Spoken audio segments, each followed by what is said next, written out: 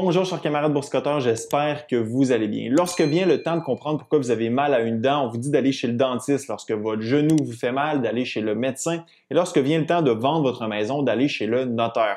En fait, chaque problème que l'on peut avoir a son expert. Dans le monde de l'investissement, les experts sont strictement réglementés par des organismes gouvernementaux ou quasi-gouvernementaux comme FINRA aux États-Unis ou l'AMF au Québec. Essentiellement, ces organismes rédigent et appliquent les règlements liés à l'industrie de la finance dans l'objectif de protéger les investisseurs des fraudeurs et des bandits à cravate. Objectif tout à fait louable. Pour opérer comme conseiller en investissement ou pour conseiller l'achat ou la vente de produits financiers, un expert doit être certifié par l'un des organismes d'encadrement des marchés financiers dans la juridiction où il opère.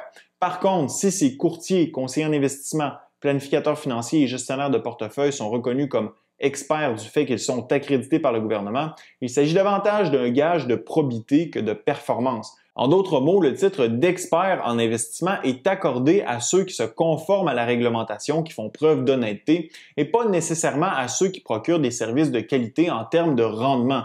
Dans le monde de la finance et de l'investissement, t'as beau faire affaire avec un expert, ça ne te garantit aucunement une performance décente sur les marchés. Les dentistes, médecins ou notaires qui sont accrédités par leur ordre professionnel respectif possèdent une réelle expertise leur permettant d'offrir un service supérieur à celui que pourrait offrir n'importe quel monsieur un tel. Je ne conseille à personne d'essayer de réparer eux-mêmes leur carie ou d'opérer leurs genoux. Cependant, en finance, la réalité est tout autre. Ce n'est pas parce que le gestionnaire de portefeuille avec lequel tu fais affaire est un expert accrédité aux yeux de l'AMF ou de FINRA que ta performance sur les marchés va nécessairement être meilleure que n'importe quel investisseur autonome qui décide de prendre ses finances en main. On peut mieux saisir le tout en jetant un coup d'œil au rendement obtenu par nos experts de la finance l'an dernier, en 2021. En fait, le 3/4 des firmes d'investissement faisant de la gestion active, c'est-à-dire qu'elles mettent en œuvre une stratégie d'investissement, les amenant à sélectionner des titres ou des secteurs spécifiques en bourse, ont sous-performé le marché boursier américain représenté par l'indice du S&P 500.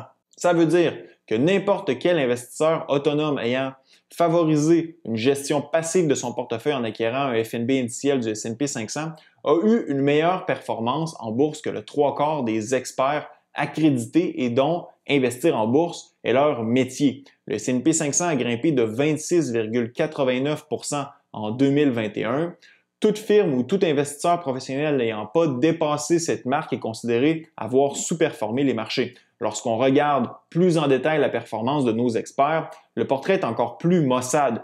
De tous les fonds de gestion actifs qui investissent dans les grandes entreprises américaines appelées Blue Chips, dans le jargon, seulement un gestionnaire sur 4 a battu le rendement du S&P 500. Parmi les gestionnaires se spécialisant dans le secteur croissance de la bourse, seulement 1% de ceux-ci ont dépassé la performance du S&P.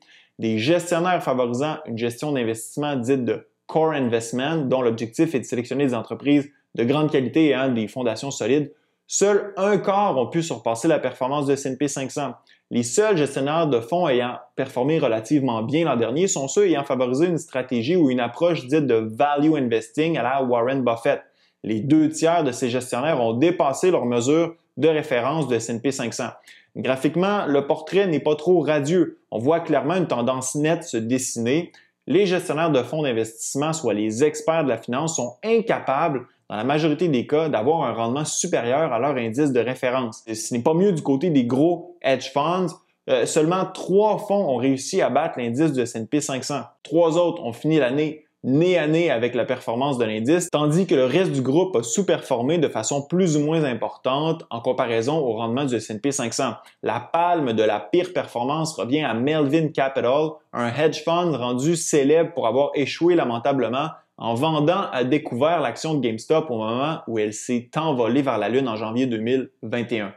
Les investisseurs, qu'ils soient petits ou grands, ne sont pas dupes, voyant que la performance des gestionnaires de portefeuille d'investissement professionnels est irrégulière, sans dire ordinaire, ils se tournent vers d'autres produits. Si tu peux pas battre le marché, tu as juste à acheter le marché. La question que les gens se posent de plus en plus, c'est pourquoi je paierais un gestionnaire de fonds qui me procure un rendement médiocre? En 2021, les investisseurs ont donc retiré pour près de 400 milliards de dollars américains des fonds d'investissement américains gérés activement, alors que plus d'1 trillion ou 1000 milliards de dollars américains ont été investis dans des FNB. De ce trillion, environ 200 milliards se sont dirigés vers des FNB indiciels, que ce soit VOO, VTI, SPY ou QQQ. À quoi ça sert au fond de faire affaire avec des experts si ces 10 experts ne sont pas capables d'offrir un rendement décent? Ça démontre aussi que d'être un expert en finance, ça ne veut pas dire grand-chose en termes de rentabilité d'investissement.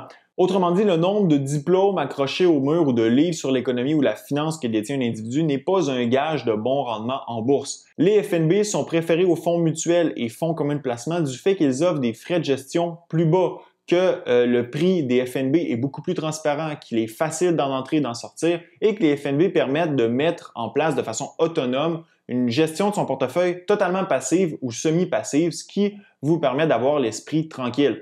D'autres choisissent tout simplement de gérer activement leurs investissements de façon autonome. Ce n'est pas un gage de succès non plus. Après tout, si des experts ayant passé une partie de leur existence à étudier et comprendre les marchés échouent à battre le S&P, qu'est-ce qui vous dit que vous pourriez être meilleur qu'eux? Pour ma part, je l'ai essayé et jusqu'à maintenant, ça fonctionne bien. Par contre, je vais être honnête avec vous, je n'ai pas battu le S&P 500 en 2021. C'est la première fois que ça m'arrive depuis que j'ai commencé à investir.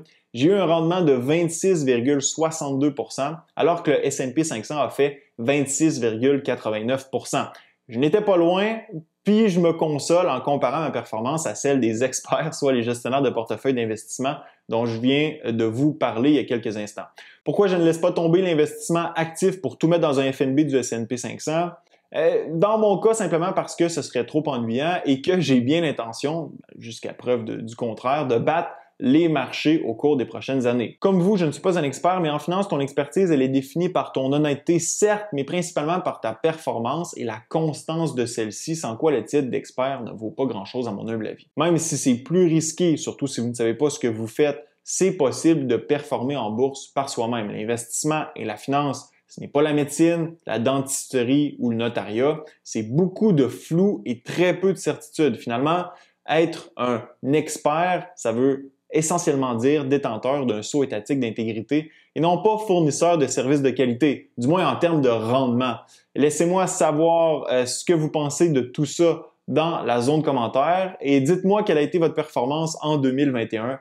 Ce fut un plaisir d'être avec vous. À la prochaine.